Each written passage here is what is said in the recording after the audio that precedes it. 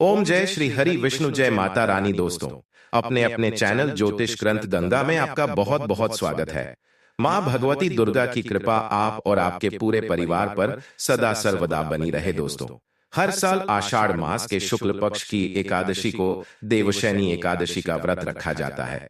और हाँ, देवशैनी एकादशी को हरिशैनी एकादशी या पद्मनाभा एकादशी के नाम से भी जाना जाता है। इस दिन व्रत धारण करने से या भगवान श्री विष्णु की पूजा आराधना करने से समस्त प्रकार की मनोकामनाएं पूर्ण हो जाती है।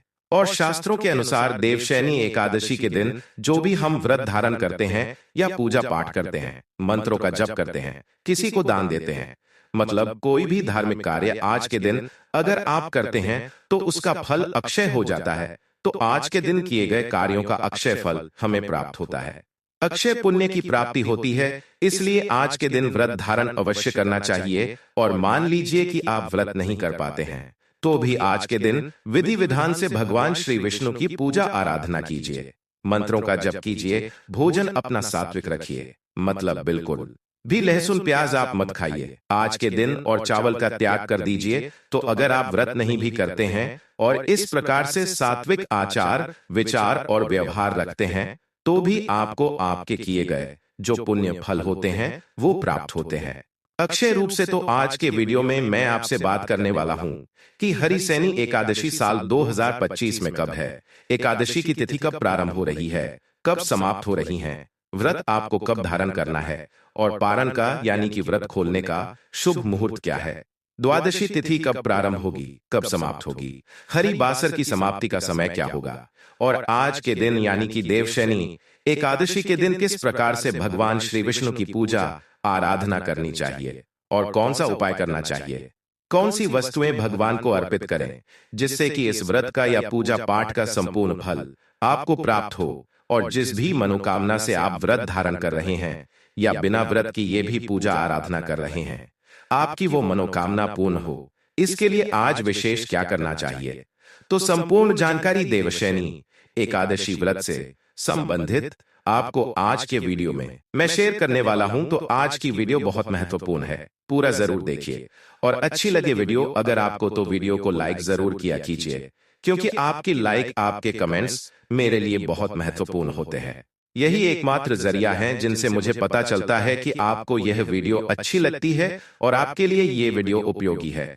तो अच्छी लगती है वीडियो अगर आपको तो लाइक तो जरूरी किया करें, इसके साथ ही कमेंट बॉक्स में माता रानी के नाम का जयकारा भी जरूर लगाएं। इससे आपको सकारात्मक ऊर्जा की प्राप्ति होती है। और अगर आपका कोई भी सुझाव हो, कोई भी प्रश्न हो या कोई भी विशेष वीडियो देखना चाहते हैं तो उसके लिए भी कमेंट बॉक्स में जरूर लिखें। और चैनल पर पहली बार आए हैं, अगर अभी तक आपने चैनल को सब्सक्राइब नहीं किया है तो आज की वीडियो अगर आपको अच्छी लगे तो चैनल को सब्सक्राइब करके बेल आइकन को जरूर प्रेस कर लीजिए। इससे ये होगा कि इस चैनल पर जो भी नई वीडियो अपलोड होंगी उनके नोटिफिकेशन आपको सही समय पर प्राप्त होगी। बात करें एकादशी व्रत के बारे में तो सबसे पहले शुभ मुहूर्त जानते हैं। देवशैनी एकादशी को आषाढ़ी एकादशी, पद्मा एकादशी और हरिशैनी एकादशी के नाम से भी जाना जाता है। इस बार देवशैनी एकादशी का व्रत 6 जुलाई 2025 रविवार को रखा जाएगा। हिंदू पंचांग के अनुसार आषाढ़ मास के शुक्ल पक्ष की एकादशी तिथि को हर साल देवशैनी एकादशी मनाई जाती है। और हाँ, अगर आप एकादशी का व्रत धारण करते हैं तो दशमी तिथि के नियम का पालन 6 जुलाई 2025 रविवार को करेंगे। और अब देखिए दशमी तिथि के नियम क्या होते हैं। तो देखिए, अगर आप महिला हैं, स्त्री है और आप एकादशी का व्रत धारण करती है तो ऐसे में 6 जुलाई को आप एकादशी का व्रत कर रहे हैं तो दशमी तिथि के दिन यानी कि 6 जुलाई को आप अपने बाल धो लीजिए, क्योंकि एकादशी के दिन बाल नहीं धोना चाहिए। आप चाहे तो बाल से स्नान कर सकते हैं, लेकिन बालों में शैम्पू करने का काम जो है वो बुधवार को आप कर लीजिए। और दशमी तिथि के दिन शुद्ध और सात्विक भोजन लेना चाहिए। भोजन में आपको लहसुन प्याज मांस मदिरा इन चीजों का त्याग करना चाहिए। मसूर की दाल, शाक, टमाटर, गाजर, मूली, बैंगन ये सभी चीजें भी दशमी तिथि के दिन नहीं खानी चाहिए। और हाँ, अगर आप एकादशी का व्रत करते हैं तो दशमी तिथि के दिन आपको चावल भी नहीं खाना चाहिए। और दशमी तिथि के दिन शाम को सूर्यास्त होने के बाद आपको अन्न का और नमक का सेवन नहीं करना चाहिए, मतलब रात्रि में भोजन नहीं करना चाहिए और भूमि पर शयन करना चाहिए। ब्रह्मचर्य का पूर्ण रूप से पालन करना चाहिए। फिर एकादशी के दिन प्रातः काल यानी कि ब्रह्म मुहूर्त में उठ जाइए, नित्य कार्यों से निवृत्त होकर स्नान कर लीजिए। और हाँ, शास्त्रों के अनुसार एकादशी के दिन गंगा इत्यादि पवित्र नदियों में स्नान करना चाहिए। लेकिन अगर ऐसा संभावना हो तो अपने घर में भी गंगा जल मिश्रित जल से स्नान कर लीजिए। और हाँ, गुरुवारी एकादशी है तो प्रयास कीजिए कि जल में थोड़ी सी हल्दी भी मिला लीजिए, मतलब थोड़ा सा गंगा जल और थोड़ी सी हल्दी डालकर, और फिर शुद्ध जल से उस पात्र को भर लीजिए। फिर उसी जल से स्नान कीजिए। फिर साफ स्वच्छ वस्त्र धारण कीजिए। प्रयास कीजिए कि आज आप पीले रंग के वस्त्र धारण करें, अत्यंत श्रेष्ठ होगा। नहीं तो कोई भी शुभ रंग धारण करें। फिर भगवान सूर्य देव को जल अर्पित कीजिए। जल के पात्र में आपको मतलब एक तांबे का पात्र लेना है। उस पात्र में आपको थोड़ा सा गंगा जल डालना है या फिर शुद्ध जल से उसे भर लीजिए। फिर उसी पात्र में आपको थोड़ी सी हल्दी, रोली और लाल पुष्प या पीले पुष्प डालकर भगवान सूर्य देव को ओम घृणी सूर्याय नमः इस मंत्र का जप करते हुए अर्घ्य देना चाहिए। फिर इसके बाद आप अपने घर के मंदिर में आ जाइए और गंगा जल के छींटे देकर मंदिर को शुद्ध कर लीजिए। फिर उसी स्थान पर स्वच्छ और शुद्ध आसन डालकर बैठ जाइए और भगवान श्री हरि विष्णु की विधि विधान से पूजा कीजिए। शुद्ध घी का एक दीपक प्रज्वलित कर लीजिए और अपने व्रत का संकल्प ले लीजिए कि आज आप एकादशी का व्रत धारण कर रहे हैं। देवशयनी एकादशी का व्रत आप धारण कर रहे हैं तो संकल्प लेना अत्यंत आवश्यक है। अपने हाथ में जल और पुष्प लेकर संकल्प ले सकते हैं या मानसिक रूप से अपने दोनों हाथ जोड़कर भी संकल्प ले सकते हैं। इसके बाद पंचामृत से भगवान श्री विष्णु का अभिषेक कर लीजिए। शालिग्राम जी हो या लड्डू गोपाल जी हो या कोई भी भगवान श्री विष्णु की अगर मूर्तियां विग्रह है आपके पास तो आप उसका अभिषेक कर सकते हैं। विग्रह ना हो, फोटो की पूजा कर रहे हैं तो जल के छींटे देखकर उस पर भी स्नान का भाव आप कर सकते हैं। इसके बाद भगवान श्री हरि विष्णु को पीले वस्त्र अर्पित कीजिए, मतलब पीले वस्त्र धारण कराइए और पीले पुष्प से पीले चंदन से भगवान श्री हरि विष्णु का श्रृंगार कीजिए, उनकी पूजा कीजिए। भगवान श्री हरि विष्णु को जो भी ऋतुफल आपके पास उपलब्ध है उनका भोग अर्पित कर सकते हैं और इसके साथ ही चाहे तो सफेद मिठाई का भोग भी लगा सकते हैं। और हाँ, जो भी आप भोग अर्पित करते हैं भगवान को उसमें तुलसी का पत्ता अवश्य होना चाहिए। इस बात का ध्यान रखें। तो तुलसी के पत्ते आज आप तोड़ नहीं सकते हैं क्योंकि आज एकादशी है, तो एक दिन पहले ही आपको तुलसी के पत्ते तोड़ने हैं। तो दशमी तिथि के दिन आप तुलसी के पत्ते तोड़कर रख लीजिए ताकि अगले दिन यानी कि एकादशी के दिन आप पूजा में उनका प्रयोग कर सके। तो एकादशी के दिन तुलसी के पत्ते नहीं तोड़ सकते हैं और तुलसी में जल भी नहीं अर्पित कर सकते हैं, लेकिन तुलसी में दीपदान आज के दिन अवश्य करना है। इस बात का ध्यान रखें। सुबह और शाम दोनों समय आप दीपदान कर सकते हैं। मतलब सुबह अगर आप ब्रह्म मुहूर्त में उठकर भगवान श्री हरि विष्णु की पूजा आराधना करते हैं तो उसी समय भगवान की पूजा करने के बाद आप तुलसी को भी दीपदान कर सकते हैं। और शाम को तो दीपदान करना आवश्यक है ही, तो विधि विधान से सुबह की पूजा आप पूर्ण कर लीजिए, भगवान श्री विष्णु की आरती कर लीजिए। फिर दिन भर आपको व्रत धारण करना होता है। अब व्रत में आप चाहे तो फलाहार कर सकते हैं, जैसे बहुत से भक्त हैं जो कि निर्जल भी ये व्रत धारण करते हैं। लेकिन देखिए, आपकी शारीरिक क्षमता के अनुसार ही आपको व्रत धारण करना चाहिए। अगर आप निर्जल व्रत नहीं कर पाते हैं तो ऐसे में फलाहार के द्वारा भी आप व्रत धारण कर सकते हैं। फलों में आप कोई सा भी फल खा सकते हैं, दूध पी सकते हैं, जूस पी सकते हैं, फलों का रस ले सकते हैं। मतलब फलाहार और जल आहार के द्वारा आप एकादशी का व्रत धारण कर सकते हैं।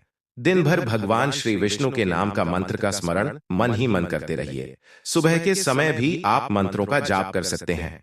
जब सुबह की पूजा आप कर रहे हैं, शाम के समय भी कर सकते हैं, और अगर आपके पास दिन में समय है तो दिन में भी भगवान श्री हरि विष्णु के मंत्रों का या किसी भी स्तोत्र का पाठ कर सकते हैं। एकादशी की तिथि पूरी तरह से भगवान श्री कृष्ण को समर्पित होती है, इसलिए आज पूरा प्रयास करना चाहिए कि भगवान श्री विष्णु के नाम का मंत्र का स्मरण हम पूरे दिन मन ही मन, मानसिक रूप से या जप करके किसी भी प्रकार से करते रहे। आपको एक और चीज का ध्यान रखना है। एकादशी का जब हम व्रत धारण करते हैं तो यह व्रत बहुत महत्वपूर्ण होता है। आज के दिन आपको किसी की निंदा नहीं करनी चाहिए, किसी की भी चुगली नहीं करनी चाहिए। किसी को अपशब्द नहीं कहना चाहिए, क्रोध नहीं करना चाहिए, अहंकार नहीं करना चाहिए, लोभ मतलब लालच नहीं करना चाहिए, किसी चीज का चोरी नहीं करनी चाहिए। और हाँ, ऐसे लोगों से भी दूर रहना चाहिए जो इस तरह के कार्यों में लिप्त रहते हैं। तो पूरी तरह से अपने आचार, विचार और व्यवहार शुद्ध रखकर ही हम एकादशी का व्रत धारण करते हैं, तभी हमें एकादशी का संपूर्ण फल मिलता है। तो इस बात का ध्यान जरूर रखें। शाम के समय फिर से आप स्नान कर सकते हैं, शुद्ध वस्त्र धारण कर सकते हैं। संध्या काल होने से पहले और उसके बाद संध्या काल में भगवान श्री हरि विष्णु के सामने शुद्ध घी का एक दीपक प्रज्वलित करके और फिर से भगवान श्री विष्णु के नाम का मंत्र का स्मरण करना चाहिए। भगवत गीता का पाठ आप कर सकते हैं, विष्णु सहस्त्र नाम का पाठ आप कर सकते हैं, गजेंद्र मोक्ष का पाठ आप कर सकते हैं, या हरे कृष्ण कृष्ण कृष्ण हरे हरे, हरे राम राम राम हरे हरे, इस मंत्र का यथासंभव जप कर सकते हैं। आज के दिन अगर आप अखंड दीपक भगवान श्री हरि विष्णु के निमित्त अर्पित करते हैं, समर्पित करते हैं, तो ऐसा कहा जाता है कि आपके मन की कोई भी कामना हो, भगवान श्री विष्णु उसे पूर्ण करते हैं और इस एकादशी का संपूर्ण फल भी आपको प्राप्त होता है। तो आप चाहे तो सुबह से लेकर और अगले दिन सुबह तक के लिए, मतलब पूरे 24 घंटे के लिए भी अखंड दीपक प्रज्वलित कर सकते हैं, या फिर सिर्फ रात्रि में, मतलब पूरी रात्रि जलता रहे दीपक, ऐसा दीपक भी प्रज्वलित कर सकते हैं। तो अपनी इच्छा के अनुसार 24 घंटे के लिए या 12 घंटे के लिए अखंड दीपक आप प्रज्वलित कर सकते हैं। और हाँ, अब जैसे कि कई भक्तों के प्रश्न आते हैं कि क्या अखंड दीपक प्रज्वलित करना आवश्यक है? नहीं, देखिए, अखंड दीपक प्रज्वलित करना आवश्यक नहीं है। आप चाहे तो कर सकते हैं। अखंड दीपक प्रज्वलित करने से एकादशी व्रत में बहुत अधिक पुण्य फल की प्राप्ति होती है।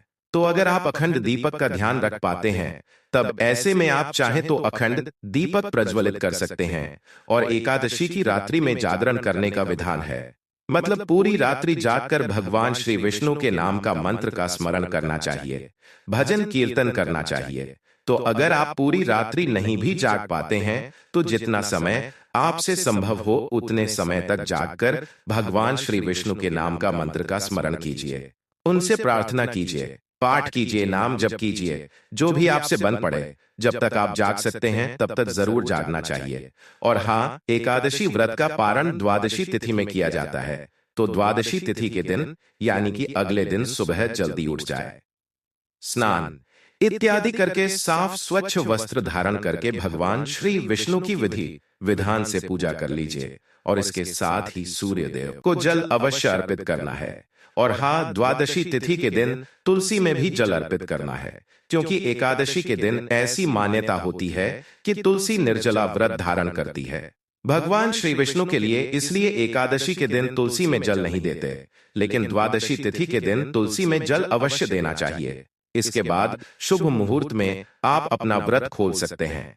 शुद्ध और सात्विक भोजन बनाकर पहले भगवान को भोग लगा दीजिए, फिर आप उसी भोजन में से गाय को भी जरूर दीजिए। ब्राह्मण को घर बुलाकर भोजन करा पाते हैं तो अत्यंत श्रेष्ठ होगा, क्योंकि शास्त्र कहते हैं कि अगर एकादशी का व्रत हम धारण करते हैं तो अपना व्रत खोलने से पहले ब्राह्मण को घर बुलाकर भोजन कराना चाहिए, उसके बाद ही स्वयं भोजन करना चाहिए। लेकिन अगर ऐसा संभव ना हो कि किसी ब्राह्मण को घर बुलाकर भोजन करा पाए, तो ऐसे में ब्राह्मण के निमित्त दान की कच्ची सामग्री, मतलब भोजन की कच्ची सामग्री दान के निमित्त निकाल दीजिए। और हाँ, दान कितनी मात्रा में आपको करना है, कौन सी चीज कितनी मात्रा में आपको करना है, कौन सी चीज कितनी मात्रा में आपको दान करनी है, यह पूरी तरह से आपकी अपनी क्षमता पर निर्भर करता है और आपकी अपनी इच्छा पर निर्भर करता है। इसलिए अपनी सामर्थ्य के अनुसार दान लीजिए, दक्षिणा दीजिए। उसके बाद आप स्वयं शुभ मुहूर्त में अपना व्रत खोल सकते हैं। पर हाँ, दान की सामग्री निकाल कर आप रख सकते हैं, बाद में भी दान भिजवा सकते हैं। शुभ मुहूर्त में अपना व्रत अवश्य खोल लीजिए। तो आप जानते हैं कि द्वादशी तिथि का प्रारंभ हो रही है, कब समाप्त हो रही है, और व्रत आपको कब खोलना है। देवशैनी एकादशी की तिथि 5 जुलाई को शाम 6:58 पर शुरू होगी और तिथि का समापन 6 जुलाई को रात 9:14 पर होगा। देवशैनी एकादशी के व्रत का पारण 7 जुलाई को सुबह 5:29 से लेकर 8:16 तक रहेगा। और जैसे कि आप सभी जानते हैं, एकादशी व्रत का पारण हमेशा हरिवासर की समाप्ति के बाद ही किया जाता है और सूर्योदय काल के बाद किया जाता है। तो एकादशी व्रत का पारण 6 जुलाई को किया जाएगा और 6 जुलाई को सूर्योदय काल का समय रहेगा। और हाँ, देवशयनी एकादशी के दिन से ही चातुर्मास का प्रारंभ हो जाता है। तो चातुर्मास का व्रत बहुत से भक्त धारण करते हैं। और चातुर्मास का व्रत किस प्रकार से करना चाहिए, व्रत के क्या नियम होते हैं, कब आपको भोजन करना चाहिए, किन चीजों का भोजन करना चाहिए और किन चीजों का क्या करना चाहिए, इन 4 महीनों में आप किन किन नियमों का पालन कर सकते हैं और कौन से ऐसे कार्य आप करें जिससे कि भगवान श्री विष्णु की कृपा आपको प्राप्त हो, इसके लिए आने वाले वीडियो आप जरूर देखिए। और हाँ, चातुर्मास व्रत से संबंधित अगर आपका कोई भी प्रश्न हो तो कमेंट बॉक्स में जरूर लिख दीजिए। मिलता हूं मैं आपसे अगले वीडियो में, तब तक के लिए नमस्कार।